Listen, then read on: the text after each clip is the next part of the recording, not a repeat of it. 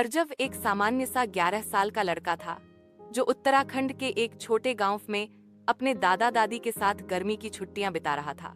गांव के चारों तरफ पहाड़, जंगल और नदियां थीं।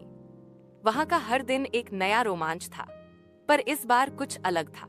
दादी ने एक दिन अर्जव को लकड़ी के पुराने घर की सफाई के लिए भेजा। उस घर को पुराना कोठार कहा जाता था और वहां कोई नहीं जाता था क्योंकि सब कहते थे कि वह जगह थोड़ी अजीब है।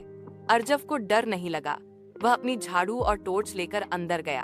अंदर एक दीवार पर एक अजीब सा चित्र उकेरा हुआ था। एक बड़ा पेड़ जिसके नीचे एक द्वार बना था। अर्जव जब उस चित्र को देख रहा था तभी जमीन हिलने लगी। वह घबरा गया और पीछे हटने लगा, लेकिन तभी चित्र के अंदर का द्वार असली बन गया, एक चमकदार नीला द्वार। अर्जव ने बिना सोचे समझे उस द्वार में कदम रख दिया। द्वार पार करते ही अर्जव खुद को एक अजीब जंगल में पाया। पेड़ सुनहरे थे, आसमान गुलाबी और हवा में मधुर संगीत गूंज रहा था। यह जगह किसी सपने जैसी लग रही थी। तुम यहाँ कैसे आए? एक हल्की आवाज आई।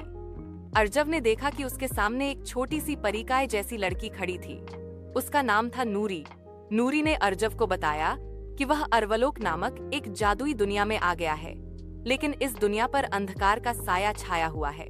एक दुष्ट जादूगर क्रूरन ने यहाँ की रोशनी छीन ली है और सच्चाई, प्रेम और साहस को कैद कर लिया है।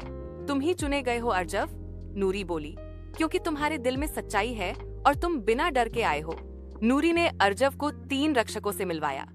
बलबीर सिंह, एक शेर की तरह मजबूत योद्धा जो कभी राजा का रक्षक था। चिरपंख, एक बोलने वाला बाज जो पूरे अरवलोक का संदेशवाहक था। मीरा, एक जलपरी जो पहाड़ों की गुफाओं में छिपे रहस्यों को जानती थी। इन चारों ने अर्जव को समझाया कि उसे क्रूरन के काले महल तक जाना होगा जहां से अंधकार फैल रहा है। पर रास्ता आसान नहीं था। उसे पहले 3 चाबी पत्थर खोजने होंगे जो 3 जगहों पर छिपे थे। सच की घाटी, साहस की झील, करुणा की गुफा। सबसे पहले अर्जव सच की घाटी पहुंचा। वहां पर वह एक दर्पण से मिला। दर्पण में उसने अपने डर, झूठ और गलतियां देखी। दर्पण ने उससे पूछा, क्या तुम इन सब के बावजूद खुद को स्वीकार करते हो? अर्जव ने सोचा और कहा, हाँ, मैं गलतियां करता हूँ, लेकिन मैं उन्हें सुधारने की कोशिश करता हूँ। तभी दर्पण सोने में बदल गया और उसमें से पहली चाबी निकली। दूसरी जगह थी साहस की झील, जहाँ एक राक्षस पहरा दे रहा था। वह अर्जव को डराने की कोशिश करता रहा। तू एक छोटा बच्चा है, मुझसे नहीं जीत सकता। पर अर्जव ने पीछे हटने के बजाय आगे बढ़कर कहा, मैं डरा हूँ, पर मैं फिर भी कोशिश करूंगा। उसके साहस ने झील को शांत कर दिया और दूसरी चाबी मिल गई। तीसरी जगह पर अर्जव ने देखा कि बहुत से प्राणी एक जाल में फंसे थे। उन्हें छोड़ने के लिए उसे अपनी आखिरी रोटी देनी पड़ी। भूखा होते हुए भी उसने करुणा दिखाई और सबको मुक्त कर दिया। गुफा की दीवारें चमक उठीं और तीसरी चाबी उसके हाथ में आ गई। अब अर्जव, नूरी और 3 रक्षक क्रूरन के महल की ओर बढ़े। वहां क्रूरन उनका इंतजार कर रहा था। वह बड़ा, भयानक और अत्यंत शक्तिशाली था। उसने अर्जव से कहा, मेरे साथ आओ अर्जव, मैं तुम्हें शक्ति दूंगा। सारी दुनिया झुक जाएगी तुम्हारे आगे। अर्जव ने दृढ़ता से कहा, सच्चाई, करुणा और साहस से बड़ी कोई शक्ति नहीं होती। तभी अर्जव ने तीनों चाबी पत्थर एक साथ महल के दरवाजे में लगाए। एक जोरदार रोशनी हुई, क्रूरन चीखता हुआ गायब हो गया और उसका महल गिरने लगा।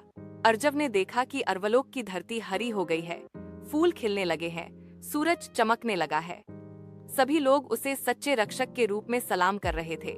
नूरी ने कहा, अब समय है तुम्हारे अपने संसार लौटने का, पर याद रखना, सच्चाई, करुणा और साहस हर दुनिया में जरूरी हैं। अर्जव आंखें बंद करता है और जब खोलता है तो वह फिर अपने पुराने कोठार में खड़ा है। दीवार पर चित्र वैसा ही है, लेकिन अब द्वार गायब हो चुका है। दादी की आवाज आती है, अर्जव, सफाई हो गई क्या? अर्जव मुस्कुराता है, झाड़ू उठाता है और जवाब देता है, हाँ दादी, हो गई। पर उसकी आंखों में चमक है, जैसे उसने कुछ ऐसा देख लिया है जिसे शब्दों में कहना मुश्किल है। सीख, यह कहानी हमें सिखाती है कि एक बच्चे में भी वह ताकत हो सकती है जो किसी भी अंधकार को हराने के लिए काफी हो।